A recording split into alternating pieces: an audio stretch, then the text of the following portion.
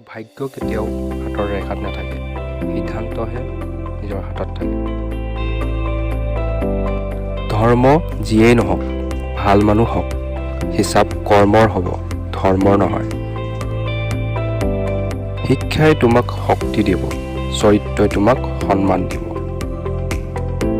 অতিৰিক্ত অহংকাৰ পতনৰ লক্ষণ আৰু অতিৰিক্ত সৰলতা ঠগ খোৱাৰ লক্ষণ। মূৰ্খ লোকৰ কাৰণে সমাজ নষ্ট নহয়, সমাজ নষ্ট হয় শিক্ষিত লোকৰ মূৰ্খ স্বভাৱৰ কাৰণে। যিখন দেশৰ ৰজা বেপাৰী, সেইখন দেশৰ প্ৰজা ভিখাৰী।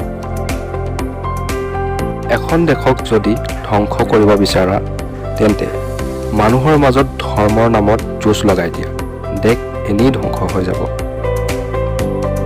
আপোনাৰ চিন্তাধাৰাই আপোনাৰ পৰিচয়। আটাইতকৈ মূল্যৱান সম্পদ হৈছে জ্ঞান, আটাইতকৈ শক্তিশালী অস্ত্ৰ হৈছে ধৈৰ্য, আটাইতকৈ ভাল ঔষধ হৈছে হাঁহি।